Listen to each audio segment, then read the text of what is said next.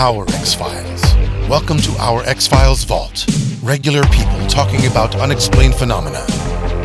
UFOs. Ghosts. Cryptids.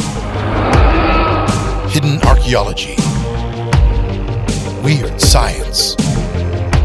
Our stories. Our takes. Our X-Files Vault.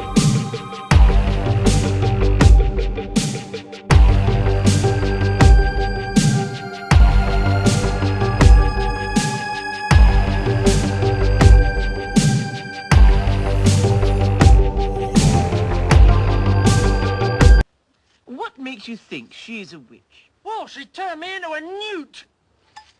A newt? I got better.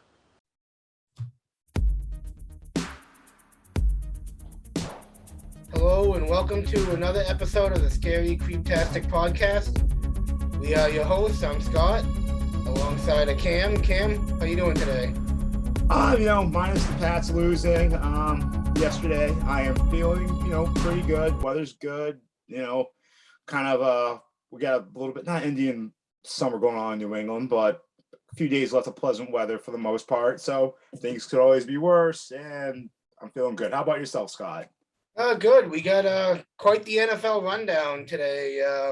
Some interesting teams lost that, I didn't think would be 1-2 after this week, but we'll discuss that later. What do you got for us today? Well, today I got another interesting regional spot. Well, this time going out to the West Coast, California. One of the most iconic premier haunted places, I don't want to say in the world, but Mount Shasta. It's one of those paranormal, spiritual, urban legend places, kind of like the Denver airport, where there's so much stuff to it, where some of it has to be insanely bogus, where some of it could be true, related to conspiracies. But here we are. I'm pretty much going to Mount Shasta. It is about 14. It's a mountain in the northern part of California, the Cascade Mountain Range. Typically, there's snow on it year round, making it a beautiful sight to look at. It's the fifth tallest mountain as well as in California. And a lot of archaeologists will say that based on the findings of things around the mountain, that there's been history of people probably living around that area for the last 9,000 years. In terms of native culture, the Native American tribes out there used to use the mountains as a boundary, as like a landmark to separate themselves from other tribes. And they also believed that it was the center of the universe, as well as the creation of all things spiritual. In terms of Mount Shasta, it is viewed as a positive spiritual overall area, as well as there's tons of myths and other legends that go along with it. And it's a sacred place. Given it's so sacred that even during the time of Native American tribes, back in those days, the only people that were allowed to hike the mountains were medicine men and women, so that way they could preserve the mountain's positive energy. They would use that energy to sort of help heal other people. And but the one thing I really do want to focus on outside just the Native American tribe, a lot of the Native Americans believe that the god Skull, who was a god who inhabited the mountain at the time, was at war with the other gods in other mountains nearby, where there was legends of the rocks being thrown back and forth in lava. And that would sort of make sense because Mount Shasta is also an active volcano spot currently, even though it hasn't really erupted anytime soon.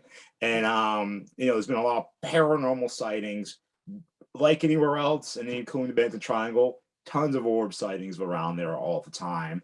A lot of apparition ghost sightings, especially Sasquatch sightings, because, of course, you're in the middle of the woods. And we talked about Bigfoot last week. When you're getting there, you're kind of heading towards Pacific Northwest, which is sort of, I wouldn't consider this mountain necessarily there, but you're kind of heading towards that area. So it would be ideal for Sasquatch.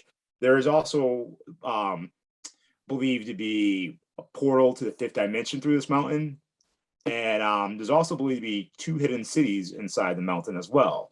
And I'll start off with the fact that the Lemurs they come from that You remember that? You ever hear that Saken continent, Lumera, I believe to be one of those Saken continents that, it's from a theory folklore base. The Lumire's were pretty much reptilian humanoid people, I would say. They were actually at war with the Lannians for years. And part of their story comes evolved with the Atlanteans and the Ramirs fighting each other for thousands of years. It caused both of their city and continents to shrink and then shrink into the ocean and sink. And then when it happened, the Ramirs sort of head towards Mount Shasta, built a hidden city in there, Talos, which is the name, the pronunciation of the city, and been there since. And there's also been people, locals, every few years you hear a local saying, I saw a tall person, look kind of weird, paid with gold or whatever, which is part of the which is also another thing I'm going to get to with that as well. But it is pretty fascinating because the Lemirs, they're, like I said, they're humanoid lizard creatures. Every few years, like I said, there's a sighting of them. People claim they see them. They look big, and it gets fascinating. There's been other spiritual things going on there too. A lot of people go there to do yoga, meditation retreats. But I don't know if you ever heard of Guy Ballard. He was an American businessman back in the 1930s. He was actually hiking along the mountain, and he ran to what he said was a man named Count Saint Germain, who he claimed to be, I don't want to say beyond human. He claimed to master the physical being realm of being a human, meaning like he neither need to be born or dead, kind of like an immortal human that would live forever. And so Guy Ballard said that his meeting with this saint led him to start the religion. Let me see, I wrote in my notes, but I am Activate NPR, which is a religious movement that was started in the 1930s. They still actually have not a strong following today, but when they originally started in the 30s, they had about 1 million people worldwide. And 9 years after Guy Ballard's death, his wife and his son were charged with fraud, probably because they're doing a similar thing, almost like cult-like ish type of things. However, they claim that religion is a mixture between Christianity, nationalism for the most part. So that's an interesting story. But nonetheless, like I said, a lot of people go there for religious enlightenment. And there's also a Buddhist monastery built on the mountain back in 1971. Same year, as well as in the 1930s, there was a fire that happened in the forest out there in Northern California. And a lot of eyewitnesses say that when the fire was starting to approach the mountain, a visible mist out of nowhere came and dissipated, and the fire stopped. So, and that's as well as with the folklore that goes along with it. It's so overall, it's pretty fascinating stuff. And also going even further before that, in 1884, Frederick Oliver actually wrote a book entitled Dwellers of Two Planets, which sort of kind of references a lot of supposed Lumineers, some of the other ongoing activity and folklore and myths and people that we're talking about. And more recent time, in 2013, there's actually a 6-year-old boy that was playing in the woods at the bottom of the mountain, and eyewitnesses claim that he just disappeared and vanished. Search party happened. They went to look for him, and around the same spot, 2 people claim to say that they seen him just reappear like out of thin air as if nothing happened. That same year, a male hiker from Los Angeles, California, supposedly went up there in the mountain, and while he was in the woods, he claimed to hear a beautiful female voice, which sort of intrigued, overpowered him, took him. He claims that he followed the voice. Next thing you know, he's gone missing for weeks. He reemerged after weeks and claimed that he was actually abducted, kidnapped, beaten, and then he claimed to be saved by a very tall blonde woman with blue eyes and weird clothing. Being in California, that could probably be like half the whole state. But nonetheless, given the fact that there is other humanoid creatures being associated or affiliated with the mountains, as well as Sasquatch, Yetis, portals of fifth dimensions, it's all pretty crazy stuff. And actually, there's another individual too, J.C. Brown. He claimed that he found another city outside the Lumire's hidden city. He claimed that he found another city inside the mountain that was roughly 11 miles down, where advanced technology, gold plates everywhere, humanoid beings, but not quite humans. But nonetheless, he wound up telling other people about it. And then he was actually originally sent there to sort of pan for gold from England. But when he told other people about what he found and that there was a hidden city, they actually got a crew of 80 guys together to start an expedition to search and find a place. But J.C. Brown was never heard of again after that. Guy pretty much went completely missing, which, you know, if a lot of that stuff is true, as well as his own experience, then, you know, that would probably make sense, because this isn't the first time I heard that Mount Shasta might be the entrance to the hollow earth theory. But, you know, this thing, it's similar to the Bridgewater Triangle, where it's everything, you know, ghosts, orbs, UFOs, humanoid creatures, cryptozoids. And the other thing with the Lumineers too, they're believed that a lot of people believe that they're actually able to travel through time as well. So, and there's plenty of other stuff and other rabbit holes and things affiliate with Mount Shasta.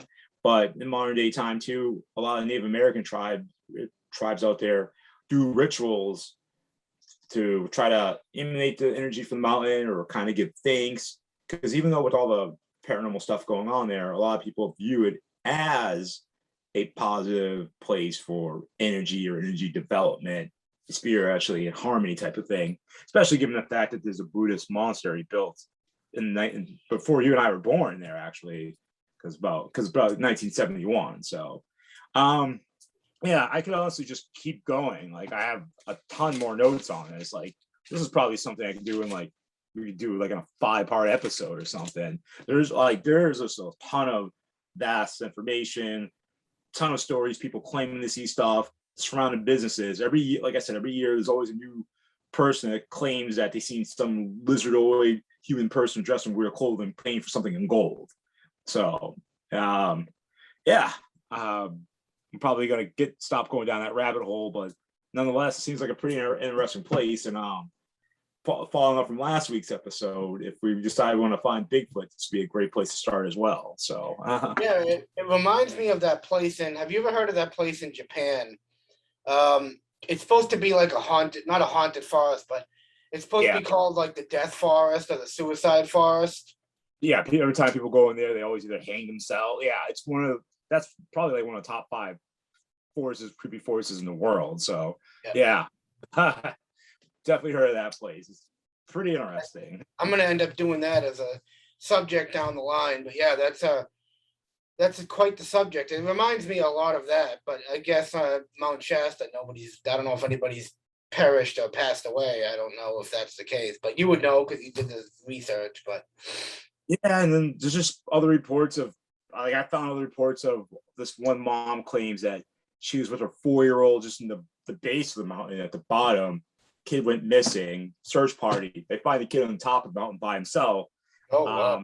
That's a little, I probably should have mentioned that story too, but that one is pretty weird because, you know, you're talking about 14,000 feet up. I mean, it'd probably take me, I did Mount Washington. Mount Washington took me forever to get up there. And Mount Washington is about 6,000 feet up. So 14, like, for a 4-year-old kid, you know, no less, like, that's definitely something that I found pretty remarkable or intriguing and very interesting. But yeah, it's like I said, I could probably do another episode on this with other information, because like there's definitely a lot of rabbit holes with all the stuff that I read and everything else. But the Lumineers seem to be the main focus, though, in terms of the legends and everything going on there. But even before they're ever referenced, it was still believed to be a harmony place, spiritual place, paranormal place, and because of the, you know, from the god Skull, who used to inhabit the mountain as well. And like I said too, still considered an active volcano. So you have that going. Yeah, that could be some sort of like paranormal draw, you know, the volcano. It makes you wonder though if it still is active with the Lumineers like living inside. Like, that's the thing. Like, but hey, who knows? They're supposedly advanced people, so. But yeah. So how about yourself? What do you got for us today? Well, you talked about last week haunted roads, so this is kind of on the similar subject, if you will. It's called the Resurrection Mary topic out of Chicago. Interesting. Yeah, supposedly, let me get into the story here. It's kind of weird because when I first saw this story back on Unsolved Mysteries in probably the 80s, that's how old I am. I never wanted to drive by a cemetery at night because of this, and I still don't to this day. I try to avoid cemeteries at night. But anyways, Resurrection Mary. The story goes that it's out of Justice, Illinois. There's a cemetery called Resurrection Cemetery, and people have been driving by, and there's been several sightings of a woman glowing, and she's been in a white dress, and so sightings that go back to about the 30s, and they're trying to figure out who it is in the cemetery that they can think of that it might be, but they see an apparition walking down in front of the cemetery gates, in front of the cemetery wall, and they just so happen to name her Mary. They're not sure exactly who it is, but they think it looks like one of the, I don't know, they're trying to pinpoint who exactly it could be, but there's been a lot of sightings and a lot of stories of Resurrection Mary. Some that are actually pretty creepy. In the 1930s, there was a taxi driver, Jerry Palace, and he was driving down Archer Avenue, and Resurrection Mary just walked right out in front of him in his car, and he tried to jam on the brakes, and he thought he hit her, but then when he skidded forward a little bit, nothing. There was nobody there. I heard that one. Yes. Yeah, there was even another one where another guy, I'm not really getting his name here, but 1973, where Mary was said to have shown up at a nightclub on Cicero Ave in Chicago's southwest side. She came into the Melody Lounge across the street from the Resurrection Cemetery to inquire. Oh, wait a minute. Hold on 1 second. Let me go back. Hey, you're all good, man. Take your time, bro.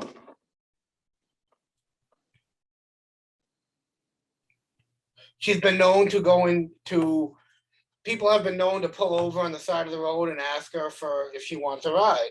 She has been known to get into cabs and not pay the fare. And then when they go to confront her, or they let her out, and then she walks into the cemetery, and then when they go in to find out where she is, there's no one around. So it goes back decades. There hasn't been any recent sightings, at least not as far as I've been researching. The latest one was 1989, as far as the research that I've done. But it seems like she causes all sorts of mischief. And she's very beautiful. She's blonde hair, and it looks like she attracts all men. Always the hot one.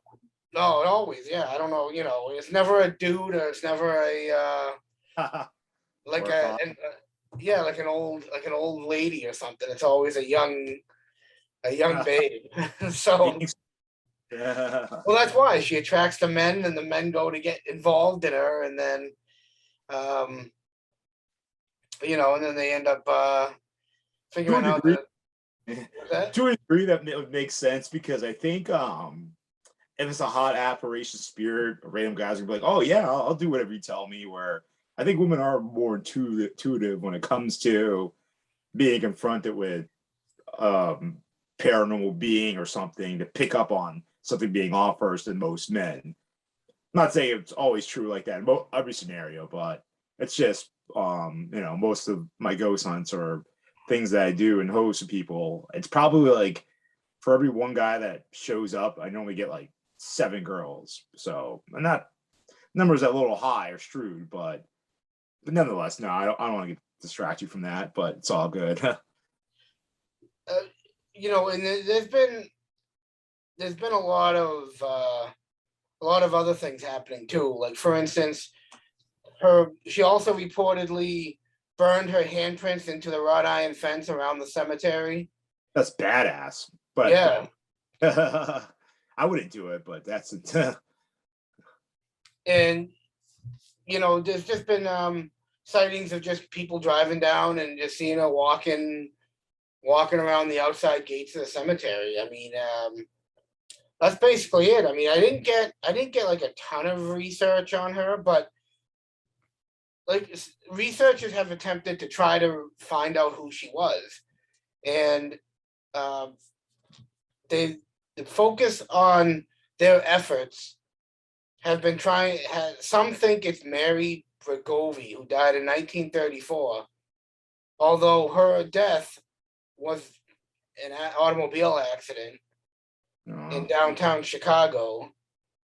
But also some of them think it was a lady named Anna Norkus, who died in 1927, who also died in a car accident. So it's just they're not sure. They think it's one of them two that's her spirit that's out being restless, and but really that's all I got. I mean, it's just kind of creepy and terrifying. There hasn't been any recent sightings, not any that I found anyways. You would think there still would be, considering. But, oh, go ahead. I'm sorry. No, I was just agreeing with you. Yeah, considering it's Chicago's most famous ghost, and that I don't know why it would just stop all of a sudden, but that's all I've gotten for research on Resurrection Mary, and I think if I'm ever in Chicago, I'm going to take a drive by at night and see if I can see her. I'll take a look too. Maybe she's finally at peace now, I guess, with if there's been no signs recently, given the fact of the status of how famous she is throughout, even not even just out throughout Chicago. I mean, Chicago's most famous ghost, yes, but in terms of stature in general and famous. So yeah. But that's definitely a interesting tale nonetheless. Kind of similar to one of the ones in the Bridgewater Triangle where this old hitchhiker where he's always on the road and people ask if he needs a ride, he gets in the car and then he kind of yells and screams and then they don't see him again. I'd probably rather deal with him than the resurrection of Mary for sure, but imagine driving down like past the cemetery at night and seeing that. Like, to me, I would just be petrified. Like, these guys are brave, but I would get the hell out of there. I wouldn't even, because I've seen the pictures from Unsolved Mysteries, and I know TV really doesn't always do justice, but that don't look like a woman. That looks just like a clear, see-through apparition. And to me, that would, yeah, no, I'd be out of there in 2 seconds. I wouldn't even, No, I do. Yeah, because I don't. Well, no, I don't think I'd go to a funeral at night unless I have. But that was me doing a case. But yeah. So it's honestly at night is when you're most likely probably to see something likely happen. So that's yeah. I mean, I got one picture that I'm looking at right now, and the picture that I'm looking at is, like I said, is creepy. And if I saw that and I'm driving on the road, I'd probably freak out. What's it on? Are you Yeah. Share it? Well, I'm gonna see if you can see it. I'm not sure if you can really see it that well, but yeah, I see. I see the apparate. Like, I wouldn't think that's a woman, but I can understand wearing a robe, maybe like in terms of like the volume of the stelius of the apparition, but she's glowing, and like you can definitely tell, like when you're driving by, that's an apparition. I mean, yeah, like definitely like it looks like she's wearing a robe too, or in terms of yeah. But yeah, that's all I got, unfortunately, and I guess I guess we'll never know. And maybe hopefully the new Unsolved Mysteries on Netflix hopefully will do that story and give us updates, because I'm interested to see if that one still exists or not. Yeah, it'll probably be a little bit because it's a new reboot, but I'm sure they'll eventually get to it. I mean, Yeah. after all, I have a bunch of new crap they want to do first in terms of between now and the time they were off the air. So I'm sure there's some pretty cool, creepy stuff they want to do along with that. Have you seen the new Unsolved Mysteries on Netflix? Only one so far. Oh my God, it is phenomenal, especially the one in Massachusetts about the UFOs. Have you seen that one? I've not seen that one. Oh, that's phenomenal. Oh my God, it takes place out in Adams, out in like the Pittsfield area. Okay, the Berkshires. Yep. Yeah, it's phenomenal. If you get a chance to watch it, watch it. It's phenomenal.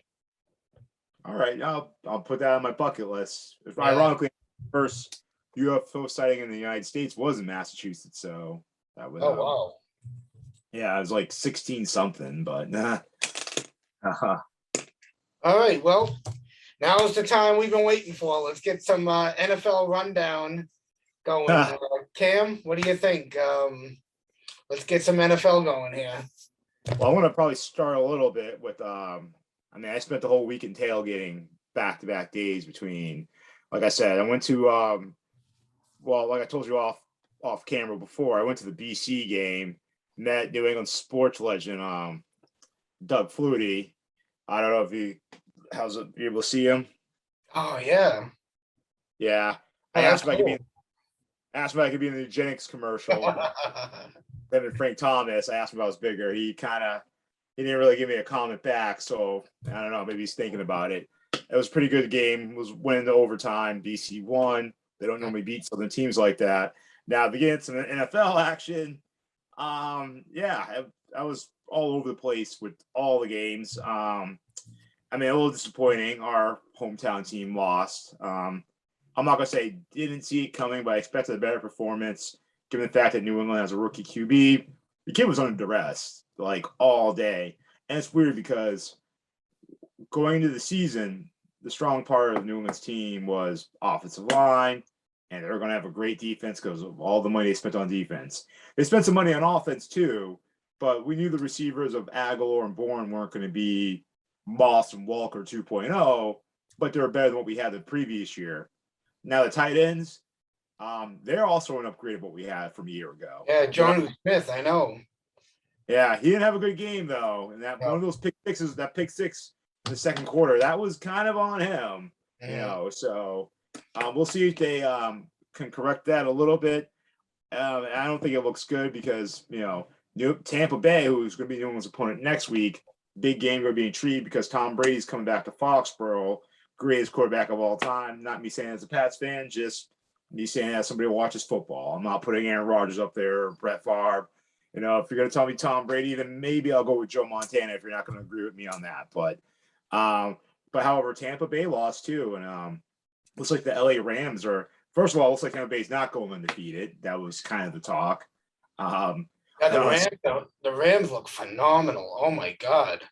Well, they have a court. I never thought Jared Goff was an awful quarterback. He was probably a little overrated, but Matthew Stafford always was a bit of a gunslinger, kind of like the talent was always there. He just never had the success, But then again, he played for the Lonely Lions. That franchise is so bad that it caused Barry Sanders to retire in his prime because he didn't want to be part of a losing franchise. But I thought if Tampa Bay won, that'd be New England's best chance to win next week because a team like Tampa Bay, I don't see them losing 2 games in a row. These guys are the Super Bowl favorites. They brought everybody back, and also New England can't stop the run for the life of me. And then but yeah, it was a pretty good game. Tonight's game right now is a little bit tied up at the no, we don't need to talk about the Monday night matchup at the moment. But did you see any other games that kind of stood out to you? Because there was a few other ones like Detroit should have won, but it was a weird rule. But the last second field goal kick. I was a little surprised by Minnesota just blowing out the Seahawks because the Seahawks start the year off good. Wasn't really too high on Minnesota because I think Kirk Cousins is slightly better than the quarterback we have now, which I think our quarterback Mac Jones is going to be good, but Kirk Cousins is a 9-year vet who plays a little. I think like I said at the beginning, one of the biggest surprises is, and I know the guys on Fox, the NFL Fox, mentioned the same thing too, was the 1-2 Chiefs and the 1-2 Steelers. Those are two teams who I would never have guessed ever would be 1-2 at this point in the season. Yeah, I can kind of. I agree with you. Well, I see it from both sides. One hand, I kind of agree with you. I'll go with the Steelers at first. I kind of agree with you on one hand, yes and no. Because at the same time, the Steelers started last year off 11-0, and they were just cruising. And then they lost 4 straight, and then won their last game, and then they kind of back to the playoffs. Big Ben couldn't really throw the ball. It was looking like Cam Newton towards the end of last year. I kind of thought coming in this year is going to be revigorated a little bit. And I think that first game, they're down by the Bills, and then they wind up beating the Bills, which, you thought they were kind of coming back. The switch over to the Chiefs, it's a little bizarre because, one, the Chiefs almost lost to the Chiefs lost the Chargers this past weekend. They almost lost the Chargers last year during Justin Herbert's first start as, a rookie just being thrown into the fire, let alone now Justin Herbert's a little bit more seasoned, bigger guy. Patrick Mahomes is getting a little chummy and cocky himself, which rightfully so. The guy's almost a unicorn, but I think he's kind of asked for it because I remember when he got caught on a hot mic saying, when people were talking about how good Justin Herbert is, he got caught on a hot mic saying, "I'll believe it when I see it." Well, I guess he saw it yesterday because he lost. In terms of the game last week, though, the Chiefs could have easily been 2-1 though if it wasn't for 2 weeks ago when John Harbaugh decided to go for it on 4th and 1 on his own 40-yard line with, I want to say, 1:30 to go in the game. And it was a gutsy play, but that's also a play you sort of have to do when you're the opposing team against a player like Patrick Mahomes. I think Tom Brady is the greatest quarterback.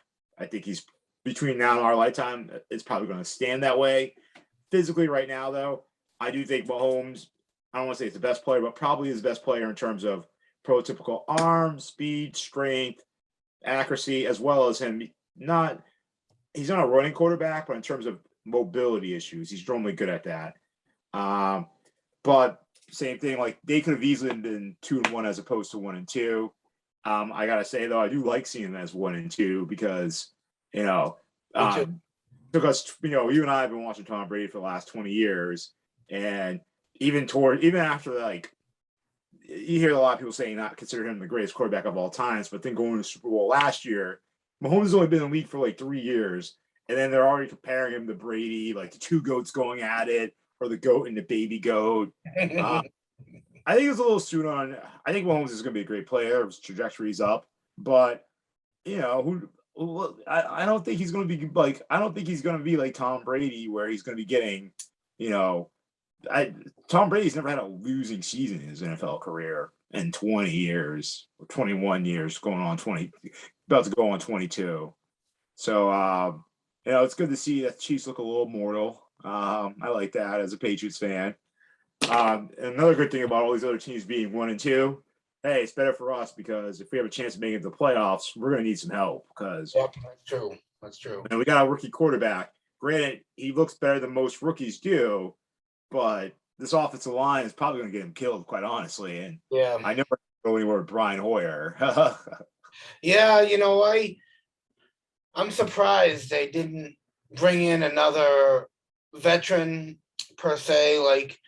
If I were the Pats, and I'm not knocking Mac Jones at all, I would have brought in, considering the players that they picked up offensively, I would have brought in a more seasoned quarterback. Someone like even Sam Darnold, knowing how good he's doing down in. Well, he was a trade though. No, I know, but they could have traded, or they could have done something. That's what not with the Patriots. They're still mad about us getting Bill Belichick because Belichick. No, I'm sorry. No, that's just an idea. Even Jared Goff or somebody we could have possibly traded for, or free agent signing, or just to let Mac Jones sit, but then switch him off and let Jones get more familiar with things, and because he's getting clobbered out there, and it's gonna. I have a feeling he's gonna get injured, and it's gonna end up bringing Brian Hoyer season. Yeah, and hopefully, if that happens, I don't want to say we're screwed, report, but yeah, I think it's a little unusual. I kind of agree with your point because when Cam Newton, I remember seeing Cam Newton play live in college. He was a nasty player at that year at Auburn. He probably had one of the top 5 best college football seasons of all time for Heisman winner, national champion, and just quarterbacking alone. Now, that being said, he was also good for his first, few years in the league, but the guy was washed, the guy's cooked. And you saw we went through him last year. Bill Belichick brought him back this year. I was a little surprised that he brought him back because I thought it was a waste of time. He knew what he looked like. Cam Newton looked worse as the year went on, which was an awful sign. Now, I wasn't a big Mitch Trubisky fan, but I would have took him over Cam Newton. Heck, I would have even taken Andy Dalton, Ryan Fitzpatrick. There's a few other quarterbacks. Joe Flacco. Joe Flacco. Over Cam Newton, though. I'd probably take Joe Flacco over Cam Newton a little bit, but because Joe Flacco can always throw the ball forward. Cam Newton can't. Yeah, but and then at least if he got hurt, you would have had Mac Jones, as a backup. Now look who your backup is, and not to make this political, but to be quite honest, if Cam Newton got the vaccine, he'd probably still be on the team. But it's just and that's the thing we're seeing now with the NFL. Lamar Jackson, starting quarterback for the Baltimore Ravens, he's refusing to get the vaccine. But the guy behind him is not as good as him, where Cam Newton is on his downward of his career, refusing to get the vaccine, tested positive last year, broke COVID protocol again this year. One, it's a bad look because you can't be a 10-year. I'm not going to force you to get the vaccine, but you're a 10-year vet in the NFL. You can't be botching protocols like you're some 19-year-old kid. Even so, I still don't know if I'd want to Cam Newton if he did get the vaccine. But like I said, it does surprise me that he didn't get it because if he did have it, he'd still be here. But when you're in your prime like Lamar Jackson, you can take that risk and say, hey, I don't want it because, no one on the team's behind you is better than you. In New England, Cam Newton and Mac Jones are 2 different types of quarterbacks, but Mac Jones is probably more effective in an NFL offense right now than Cam Newton is. The only thing Cam Newton can really do over Mac Jones is probably run. And even that is I don't want to say overrated, but yesterday's game, Mac Jones was the leading rusher on the Patriots, even though. So.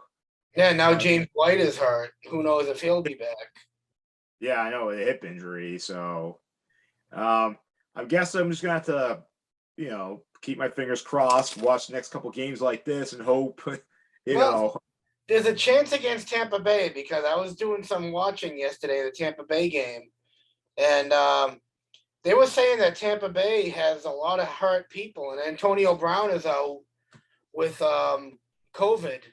So there's a possibility. I mean, Gronkowski got hurt yesterday. I don't know if he's going to be okay for next week. He's going to try. He's going to shoot him because he wants to rub it in Bill's face. But you're right. There's a chance that he might not. Antonio Brown, you're right. He was hurt too. And the running back, or I think it was their second or third string guy, he scored a touchdown, was grimacing flight in mid-flight. Bernard or something. Bernard. And he was pretty solid, but they still have Fournette. They still have Ronald Jones, good 1-2 bunch. And it makes you wonder, too, that goes back to the Patriots even more, is why we trade Sony Michel, because our running back room is starting to look thin right now. Yeah, I know. You would think that they would have kept Michel. Yeah, well, not just Sony Michel, but who's that other guy that they had last year? Damon Harris we had Damon Harris and Sony Michel mostly. Oh, Rex Burkhead. Yeah, Burkhead. Yeah, he's I think he's playing for the Saints right now. I like Burkhead. I did too. The only problem with Burkhead is he was never really healthy with us. he was a really good running, pass catching, and blocking. But yeah, I think Belichick just didn't like his durability because Belichick is the best availability is the best ability is availability, which. But, yeah, they're not. Their schedule is not going to get any better either because they got the Cowboys coming up. They got so they got some tough teams coming up. I think they have the Chargers coming up. I didn't really check their schedule, but it's going to be a tough go at it this year. That's for sure. Hey, no, it's definitely a little bit getting used to because we spent 20 years winning an average of 12 games a year. Yeah. Like winning the AFC East. Heck, I don't know. We went to 9 straight AFC championship games. We're not used to this. You can sell me on a rookie quarterback, especially the fact that, I'd rather have a rookie quarterback than freaking Cam Newton. Oh, yeah. It's around a rookie quarterback with high price vets in their prime, and they're not producing. It's like, oh, if anything, the rookie is the only one doing his job, actually, that looks competent. And it's kind of hard to tell because this old line is just getting killed, which that's another weird issue because for the longest time, New England's always had a great offensive line, man.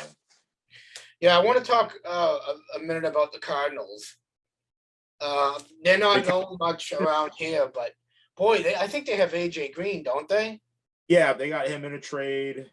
Obviously, they have Fitzgerald. They have DeAndre Hopkins. Wow. Very probably going to the first, I think, starting Asian American NFL quarterback. He's looking pretty good. They're going to be a killer team this year. I think so too. Granted, it is a little weird because they did get I don't know, they had a close game with Minnesota. That was some weird calls going in, or a miss kick. But yeah, they played Jacksonville yesterday against Trevor Lawrence. He's the next hyped up rookie. He'll definitely be good eventually, but he has nothing around in Jacksonville. But I do think the Cardinals are going to be a sneaky good team. A lot of people don't like the coach Cliff Kingsbury because he used to be a backup quarterback to Tom Brady for a couple years, and he was like a nasty college quarterback that put up video game numbers. So because he was all in the spread and shoot offense. But yeah, no, the defense too that the Cardinals have because Watt's on one side, and I'm sure you remember our boy Chandler Jones from New England on the other side. Those are good two DNs to the pinch of defense, and not to mention. Chandler Jones, he had that historic game. He had 5 sacks in the first game of the season, the first quarter. That's yeah. And Belichick didn't want to pay that guy. Just damn. And yeah, I just want to say one quick thing, but then you can have whatever you want. But imagine being a New York football fan. Oh, God, both teams are horrible. You're kind of right about that, and I think this is almost like a generational thing because look at the last 20 years when the Giants and Jets just put whatever the last 20 years. Obviously, the Giants got lucky. I don't want to say lightning twice in the ball and beat New England, but that whole period when Eli made to the playoffs, the only time he made to the playoffs was 2 times plus one other time the year after. Joe Judge seems like an absolute clown with the Giants. And not to mention they lost the game on Thursday Night Football a couple weeks ago with the lineman off sides on a field goal kick attempt. I saw that. Oh yeah. My God. That guy is a special teams coach. So in terms of the Jets, I thought I kind of had a lot of hope for Zach Wilson. I thought he was going to be kind of good. People build him as the next Mahomes, Roger. I think with the Jets, it really is. It's an absolute mess because you never see it. Robert Saleh is supposed to become the next good up and coming coach. He was a defensive coordinator out of San Francisco. He's a rookie head coach though, and he's a rookie head coach that hired a rookie offensive coordinator and rookie defensive coordinator. Normally, when young coaches, first year coaches, they hire a former head coach to be a coordinator, sort of help him learn ins and outs of the NFL. Because when you saw the Jets play in New England, when every time Mac Jones comes off the bench, you see him talking to Josh McDaniels or Brian Hoyer immediately. When Zach Wilson, the Jets quarterback, when he was throwing those interceptions, he wasn't talking to any coaches on the sidelines or anything. He would go to the sideline, he's just sitting by himself watching the game, almost like there's no accountability or talking over own adjustments or anything. And that's also the other difference, too, between those two rookie quarterbacks. During the draft process, it's Zach Wilson has the arm strength, the wow factor, the pop, the it, the that. Mac Jones is the old school drop back, boring, dull quarterback. And then when you saw them play head to head, one guy is doing too much, and the other guy's just doing what's in the playbook. Yeah, it's funny because I look at the Jets and I'm like, boy, are they pathetic. Like, they lost to Denver. Who's the quarterback of the Broncos? Oh, Teddy Bridgewater. Oh, yeah. And what are they, 2-1 or 3-0 or something? 3-0, really? Yeah, well, they have talent on that team. Like, defense is pretty good. And last year too, one thing Von Miller, he's like underrated guy because he was injured last year, and he's almost he almost counts as two players because of how good of a player he is in terms of productivity. But then their offense was good too. It's just last year they had no I don't want to say a quarterback, but I think not Brandon Weeden, but they had some stiff there that's kind of a clown. But they even said that if Aaron Rodgers went there, that they'd probably be a playoff team because that was one of the rumored places that Aaron Rodgers wanted to go when he wanted out of Green Bay this past year. And it looks like Green Bay has no idea what they're doing either. So, yeah. Oh God, I know. I'm telling you, it's funny because Brady's only going to be around for another. I don't expect him to play till 50. I don't. Eventually, his body's going to, especially with and I was telling a guy this the other day, especially with 17 games or 18 games this year? Yeah. Especially with one extra game added on, his body can only take so much. And then I found out yesterday during the game that he was hurt all last year. He had a really bad, leg injury or something or whatever. He had a torn MCL supposedly, which, yeah, he's not a mobile quarterback, so it wouldn't affect him too much, but he is a 43-year-old guy, being on a torn. Eventually it's going to start affecting his performance. Eventually, maybe next year, who knows? He may decide, I'm done. I don't want to do this anymore. And or Tampa Bay might just say, he is getting kind of up there in age. We don't want to take a chance. Oh, no, I think Tampa Bay is all in on Brady because their franchise has gone up by 29% in terms of value, mainly from a Super Bowl win, his star stratus, probably bringing Gronk with them. Because you got to remember, too, Tampa Bay was like, when you watch a Red Sox game and they're in Tampa, there's no one in the stands down in Tampa. Oh, yeah, that's true, yeah. And it was kind of like that with their football team for a while, too. Now you are seeing everybody likes a winner, so he is bringing that Brady crew that way. But yeah, supposedly that torn MCL actually happened in New England a lot. They reference when we played a game against Tennessee. Supposedly he played supposedly it was Brady's last year here, or the year that we won the Super Bowl against the Rams is the year when he supposedly tore that MCL. But I don't know. It's pretty bizarre. I thought the TB12 method would cure everything. Well, we'll have to wait and see what happens against Tampa. It's a 8:20 game on Sunday, and it's going to be quite interesting. You have any last minute thoughts about this upcoming NFL week? Other than honestly, like I haven't really looked at the other slates of games. I know I'm getting ready to watch the Eagles and Cowboys go at it in a minute. But in terms of the slate, I'm still debating about going to the Tampa New England game. Oh, nice. I'm kind of on edge because I think Tampa's going to win. I am a Tom Brady fan, of course, a Patriots fan. I'm not doing I'm either a Patriot or Brady fan. I mean, the guy brought us like 6 championships over 20 years. So the Bill Russell of our era, the Michael Jordan of our era. If I was a Bulls fan, I wouldn't stop liking the Bulls just because Michael Jordan went to the Wizards.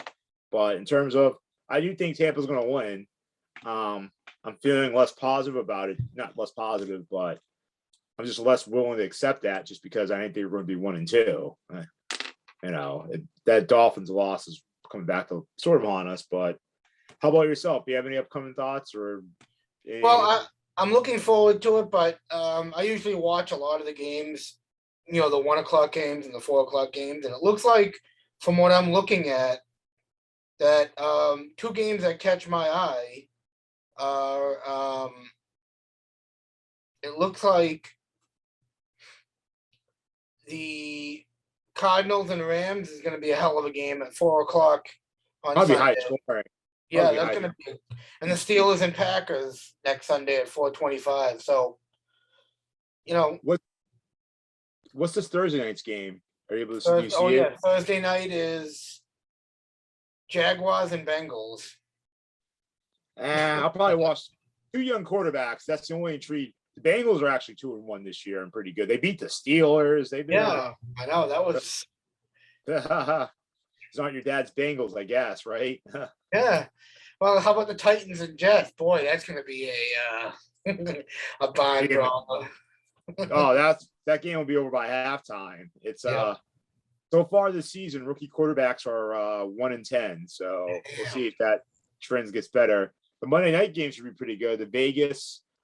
Las Vegas against LA Chargers. So did Vegas lose this week? Who did they played the Bills, right? No, they beat the Dolphins. They beat the Dolphins.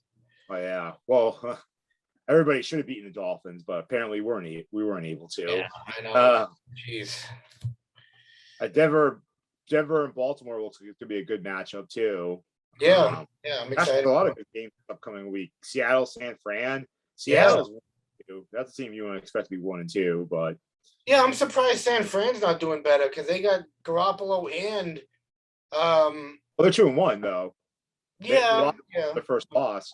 Yeah, I remember they're playing Green Bay I think San Fran's gonna be a little bit better though as the year goes on. I predicted them to win to go all the way, so we'll see. It's an early season. Oh yeah, it's still we're only at the quarter way. We're only at this upcoming week will be the quarter point of the season, I guess, and then. So yeah, we'll see where it goes. I'm gonna change my one last thing before we go. I'm gonna change my Super Bowl prediction, and I'm gonna say, according to what I saw this week, the Rams, because I've never seen such a fast defense and a young defense as I saw the Rams. They took Tampa Bay to school. I remember the Rams defense is really good, but Aaron Donald, he's like, I don't know, he's a unicorn for D tackles. That's why I think the Arizona game against the Rams is going to be huge because both Kyler Murray and Matthew Stafford can sling the ball like it's nothing. And then both defenses have a stud on the line. Chandler Jones is playing out of his mind. And Sam Darnold. Well, Sam Darnold was a quarterback of Carolina, but Sam Darnold, or the D tackle for the Rams. No, I know who you're talking about. But kid's not even 26, 27. He's already won 3 Defensive Player of the Year awards. He's already a first ballot Hall of Famer, and he has probably another 5-6 years left in his prime of high level getting after the quarterback football. Yeah. So that should be probably should have been one of the night games. Obviously, Tampa and New England was going to draw a lot of eyeballs for Brady's return, so that's what the league was looking at. Belichick versus Brady versus Belichick, whose side you're on, type of thing. But it should be an exciting weekend. I'm looking forward to it. Yep. Well, yeah, man. That's we'll have to meet back here again next week sometime. Oh, real quick, I didn't show you one of the BC towels that Doug Foodie signed for me. Actually, oh, nice. They had the Heisman watch there, so yeah. And I also got to meet Clinton Yates from ESPN. I was going to ask him to come on the podcast with us, but I didn't want to fanboy him that much. Remember the drop kick that Doug Flutie did? Yes, that was awesome. That was awesome. Actually, one of my karate instructors has a photo of that. And, like, bought it like autographed by him. Wow.